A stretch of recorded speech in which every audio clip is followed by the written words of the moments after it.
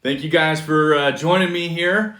We'll give everybody a chance to join in so we can have fun with the discussion. So please send me in as we're going through, conversating, talking through training camp here. Give you guys the latest information as to what I'm seeing, what I'm observing from training camp. I will do my best to get you guys your questions answered. So I know Michael Bumpus wasn't able to do it today, but happy to fill in for him, and let's have a good time. I appreciate you guys spending some time with me, and we're going to hang out and talk some ball. So first off, just wanted to say thank you to our partners, Alaska Airlines, for being a sponsor, for powering the two-a-days here that we do on 710 ESPN Seattle. So I'll just dive right into it, guys. Start off with the offensive side of the ball with Russell Wilson.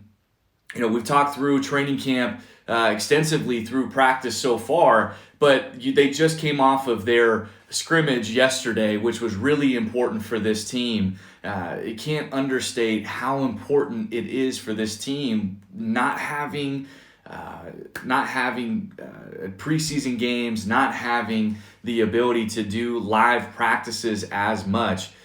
It's really important for everybody to get out there on the field and simulate it. So they were going through warm-ups, they were going through practice as much as they could to simulate that feel. And I think for this group, it was really important to establish themselves in terms of players that are on the bubble and players that are continuing to try and prove themselves with legitimate roles on this team. So we'll dive into some of those guys that I think really made a jump for themselves and maybe solidifying their roster, and some guys that possibly I think might have hurt themselves. So we look at number one, Russell Wilson. We look at this offense. I think that the mock practice, the mock scrimmage, was really fun to watch in terms of them coming from the first scrimmage that was held on Wednesday, then going forward, held on Saturday, then going to Wednesday. It was really fun to see them allow this offense to explore the passing options. And so what I mean by that is, no, they didn't go run heavy. No, they didn't try and establish the run. They really tried to work on some of the passing concepts and allow Russell Wilson to continue to build chemistry with the weapons that he has, the new toys that he has. Greg Olsen, Philip Dorsett wasn't out there due to a sore foot. But you look at Tyler Lockett, you look at John Ursua, you look at some of DK Metcalf. These guys really did a great job in terms of the scrimmage on Saturday. And Russell, I think, did an excellent job of not just looking the part, looking himself, but also running the show, running the operation. You could see that they were allowing him to call plays here and there, and I think they really established some really great drives. And to me, this group looked a lot better from the Saturday scrimmage 1 to scrimmage 2. Ben Day, 91, asking how did Carlos Hyde look? He looked fantastic. He did a really good job, and I think for Seattle fans, you talk about Chris Carson. Chris unfortunately had to spend the majority of camp in Georgia due to a family's death, but he went home and handled that. He's now rejoined the team since, but it's given Carlos Hyde and DJ Dallas a ton of work, and those guys have responded very well. Carlos Hyde obviously being a proven veteran, coming off a 1,000-yard season with the Houston Texans. I think he did an excellent job in this last scrimmage, and there's going to be a legitimate two-headed monster for the Seahawks running game between Chris Carson and Carlos Hyde, and that, guys, I think is going to be very positive when you talk about wanting to see Chris Carson healthy all the way through the season. So really fun scrimmage, like I said before, for Russell and the offensive skill group, running game included. And I think the offensive line has really come together in a short period of time.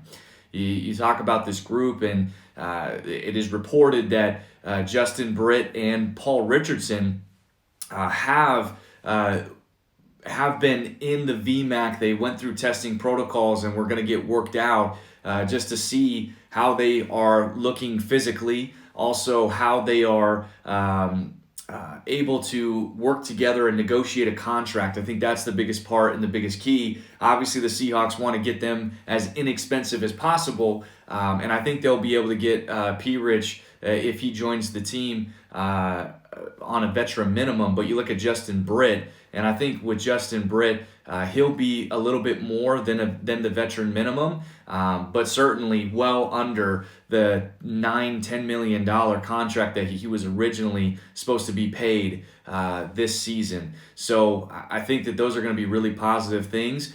Justin Britt for the offensive line, it just shores up that group. Unfortunately, it seems like BJ Finney, they say the coaching staff and Pete Carroll have said that he just needs to continue to learn the system. Well, guess what, guys?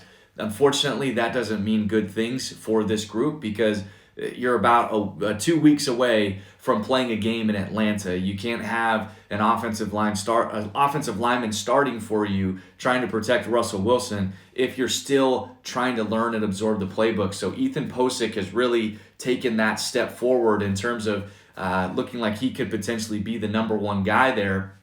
And no knock on Ethan Posick, but I think for Justin Britt to come back and reestablish some really good competition between the two of them, but also to have a player that Russell Wilson, Mike Upati, and Dwayne Brown are really familiar with, I think is really positive. Plus, Justin Britt has been a leader for this team over the last couple seasons, so that just shores up the offensive line. Rookie Damian Lewis and veteran Brandon Shell, new guys on the right side of the offensive line, I thought had pretty good days. They've been inconsistent throughout camp, but they look great on Wednesday, and that to me was a very positive sign. BJ Finney, Bovin74 asked, does Finney now move to guard? That, I think, is what has happened now. You see him more move to a six-man role where he could play guard, he could play center, and they have a couple guys like that on their offensive line. And if you remember last year, this group, offensive line group, really struggled towards the end of the year in terms of their health. So now you have Jamarco Jones, who's played good football for you. You have B.J. Finney as a six-man, and that's his role that he played with for the Pittsburgh Steelers and did a great job there. And then, depending on how Justin Britt looks, and he is signed on the team, Ethan Posick as well. So you have good depth across that offensive line. And then I want to jump over to the defense. Obviously, in 2019, the defense was a group that really struggled. It was a group that was one of the worst in football in nearly every statistical category except for turnovers. How do they look? How has things progressed for them? How has the new addition of Jamal Adams been, right? How is Marquise Blair doing in the nickel role? I think all of those things are really important to address with you guys, because for me, when I look at the secondary, when I look at the back end of this defense, it's exciting. It's very exciting to see this group and how they've progressed. Obviously, they have been very talented. Jamal Adams, Marquise Blair, you look at Quandre Diggs, Shaquille Griffin, and I think Trey Flowers has done an excellent job, and don't count out Quentin Dunbar. They've really taken it slow with him. It's been a slow process with him in terms of getting him integrated because of all of the legal troubles he was having in the offseason. But I think they've done an excellent job bringing him along as well to establish that competition between Trey Flowers and Quentin Dunbar. But you look at that secondary group, the first scrimmage that happened last Saturday, they did some really good things. They made some plays. But Geno Smith went 8 for 8, and it's not a knock on Geno, but when you have your second team offense versus your first team defense, and the backup quarterback's able to go 8 for 8 and pretty much do what he wants, that's not a positive thing. What I saw from that is really just chemistry back there. It was not a lack of talent. It was just there was just one guy that wasn't doing his job that particular day, and Geno was able to take advantage of it from different play. Not one single guy, but just one guy each play, just kind of having a mental error. And fast forward to this last mock scrimmage on Wednesday, they looked lights out. Marquise Blair had 2 interceptions. You could see guys just playing with a ton of confidence, a ton of swag, and Jamal Adams and Quandre Diggs really allows these guys to play fast, play instinctual, and it's really fun to watch, to be honest with you, when you look at all of it. So I think with this group, it's just more about how quickly can they grow together, how quickly and how minimal can the mistakes be as they're trying to grow their chemistry with one another. And I think the ceiling is extremely high with this Seahawks secondary.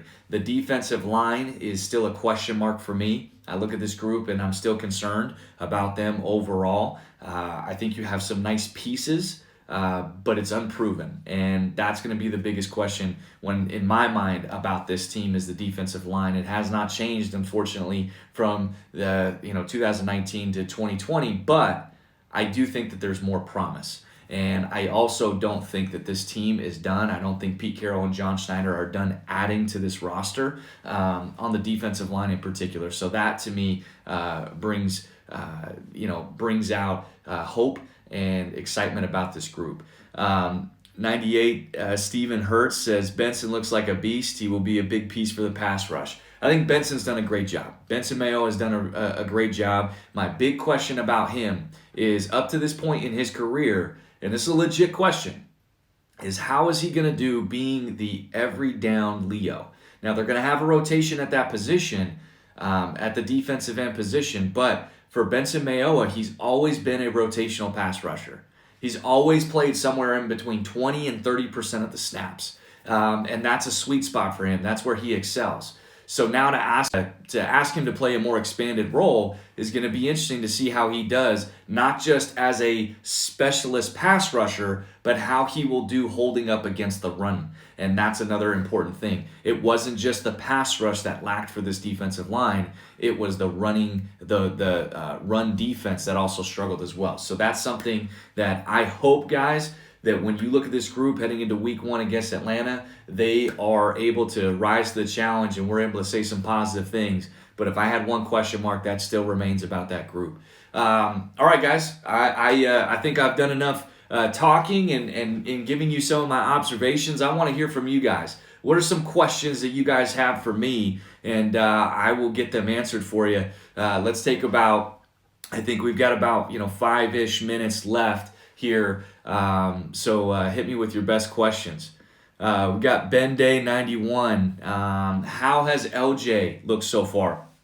I think LJ physically has looked better. When you talk about players that have improved physically from year 1 to year 2, LJ Collier's done a great job. You can tell he's worked really hard and gotten himself into better shape. So to me, when I've watched LJ, he's had moments in camp. He's had moments during the scrimmages. I have not seen the consistency that you would love to see from a first-round pick, but I do think when you talk about LJ Collier, there's reason for optimism. He's motivated, he's hungry, he's heard the negativity out there, and I think he's used that as motivation, as jet fuel for him to really try and show himself this year. And so I think LJ has a great chance of really improving himself. Don't expect him to all of a sudden, be 8 to 10 sacks. Don't put that pressure on him. But I think he can be a very solid rotational player for this group and make some plays. All right, I see predictions for the Seahawks record. To me, when I look at this group and I look at the way the 49ers have really struggled in terms of keeping guys healthy, I think that this group has a great chance of going 12-4. We'll see what ends up happening. NFL season is extremely tough. Each game is extremely tough, but I think this group has a great chance if they can pull it together and schematically take advantage and maximize the talent that this group has on offense and on defense. Haven't heard about Jaron Reed much. How's he doing? Well, Jay Reed early on in camp, he struggled. He struggled in terms of just from a health standpoint. And I think right now, you look at Jay Reed and he's doing a lot better. He's healthier. You can see his leadership in camp. You can see his play on the field. Now, in 2018, 10 and a half sacks. Incredible year for an interior defensive lineman.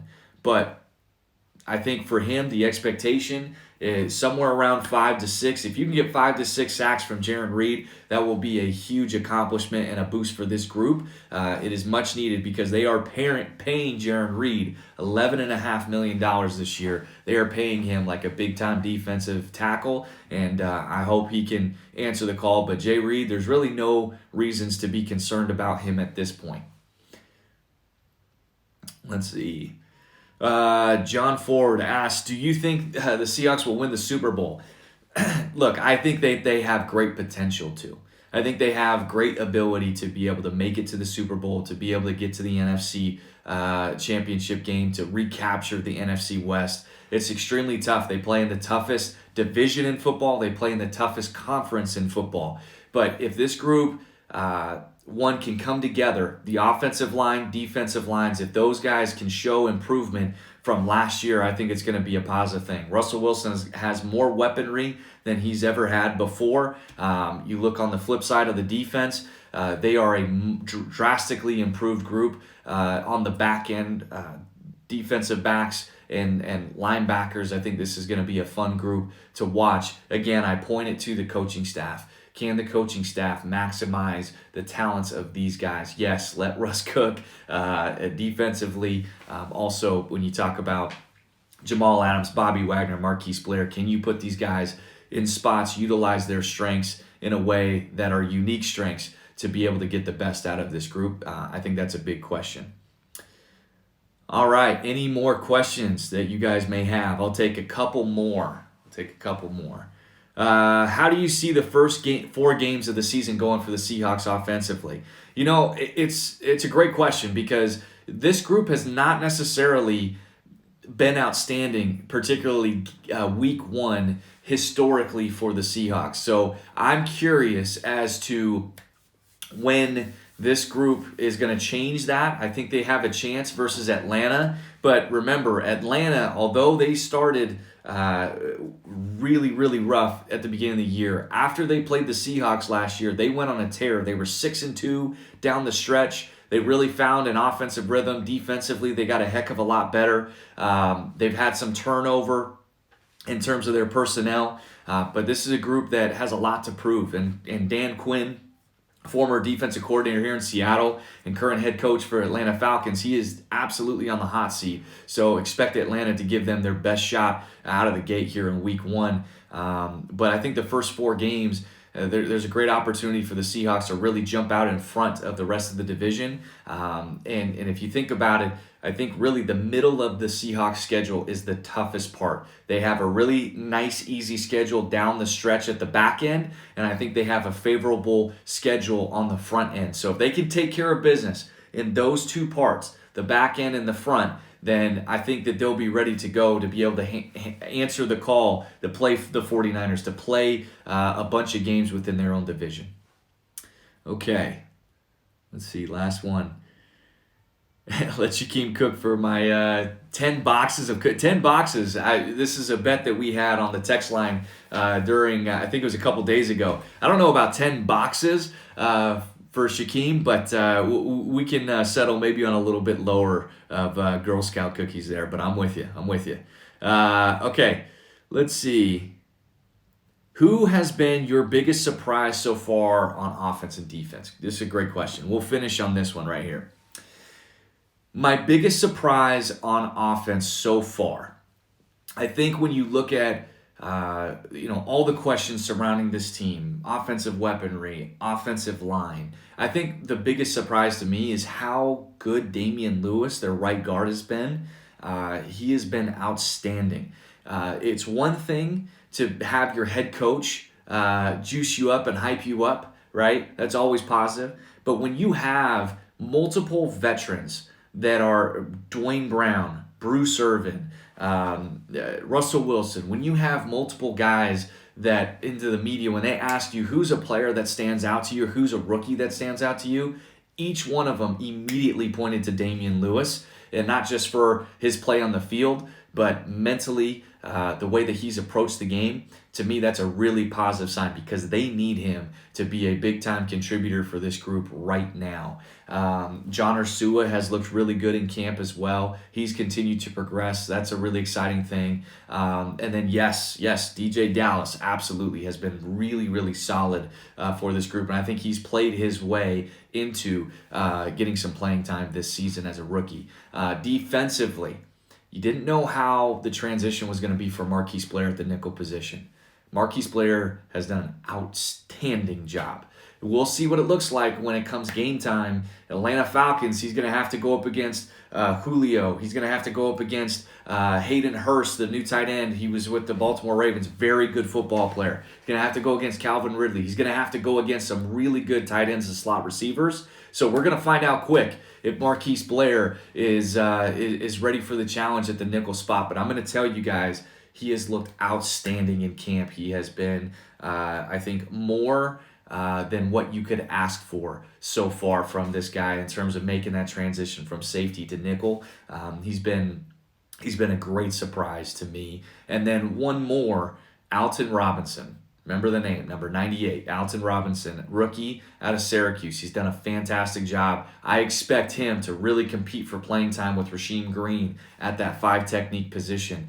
He's really flashed in games, and I think he's got a great opportunity to get a lot of playing time this year. So he's really stood out to me as well. So, okay, guys, thank you for hanging out with me for a few minutes. It was a blast getting to talk to you guys, getting to interact with you. Michael Bumpus will be back next week to continue this and keep it going. But thank you to Alaska Airlines yet again